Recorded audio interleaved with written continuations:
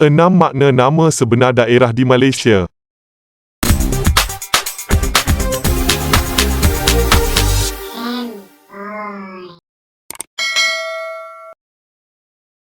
Masyarakat kita mempunyai tradisi bahasa yang unik dan telah melalui evolusi perubahan dan tambah baik yang panjang.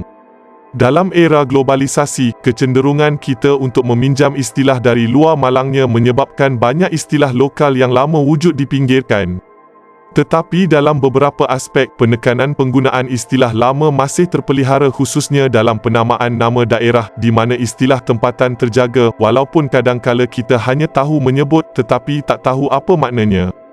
Jom saksikan 6 istilah yang biasa digunakan sebagai nama mukim atau daerah serta makna sebenarnya bagi mereka yang tak tahu apa makna sebenarnya.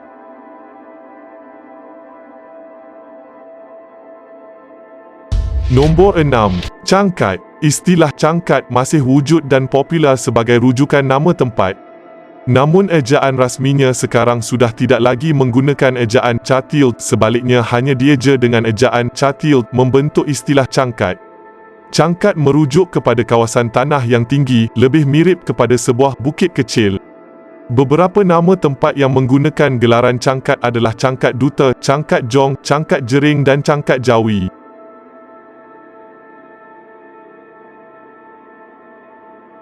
Nombor 5. Bagan. Ada banyak tempat menggunakan nama Bagan di negara kita, antaranya Bagan Datuk, Bagan Ajam, Bagan Lalang, Bagan Serai dan sebagainya.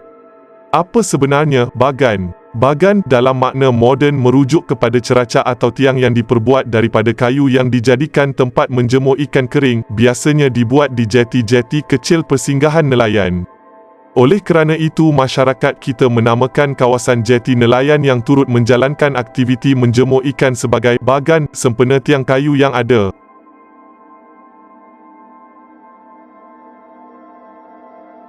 Nombor 4. Permatang. Banyak juga kan nama tempat di negara kita menggunakan nama Permatang. Ada kampung Permatang Pasir, Permatang Bongor, Permatang Pauh, Permatang Keriang dan macam-macam lagi. Permatang merujuk kepada batas tanah yang dibentuk di antara petak-petak sawah, digunakan untuk membolehkan pesawah bergerak dari satu petak ke satu petak lain.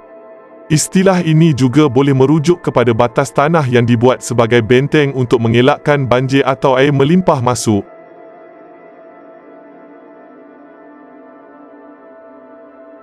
Nombor 3. Sabak. Sabak dalam aspek bahasa boleh mempunyai dua makna utama. Yang pertama merujuk kepada emosi sedih atau bermuram muka akibat menanggung kesedihan. Mirip dengan satu lagi istilah miripnya iaitu sebak.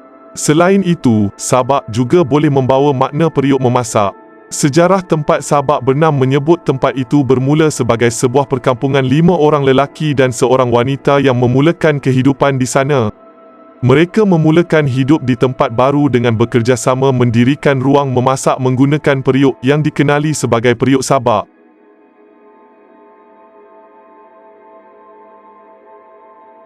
Nombor 2. Pengkalan. Wujud banyak nama tempat di Malaysia menggunakan istilah pengkalan seperti Pengkalan Hulu, Pengkalan Apa, Pengkalan Batu dan sebagainya. Dari aspek daftar kata, istilah itu tidak dieja sedemikian rupa, sebaliknya dieja sebagai pangkalan. Namun apabila dah menjadi kata nama khas bagi tempat, ejaannya boleh dikekalkan mengikut ejaan asalnya. Pangkalan membawa makna lokasi atau tempat di mana kapal atau perahu berlabuh menjadi tempat barangan dibawa dikumpulkan. Kita di zaman kini lebih selesa menggunakan pangkalan untuk merujuk kepada lokasi markas angkatan tentera, tetapi sekiranya ada orang menggunakan pangkalan bagi merujuk pelabuhan, penggunaan itu pun tepat dari aspek maknanya.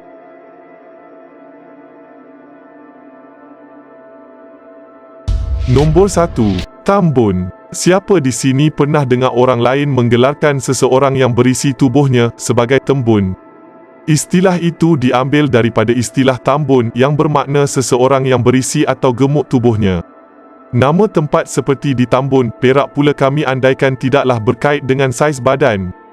Tambun juga membawa makna yang sama dengan timbun, iaitu melonggok, menindih atau mengisikan sesuatu ruangan, biasanya melibatkan tanah. Di Perlis ada sebuah pekan bernama Tambun Tulang. Di Negeri Sembilan pun ada sebuah bukit bernama Bukit Tambun Tulang.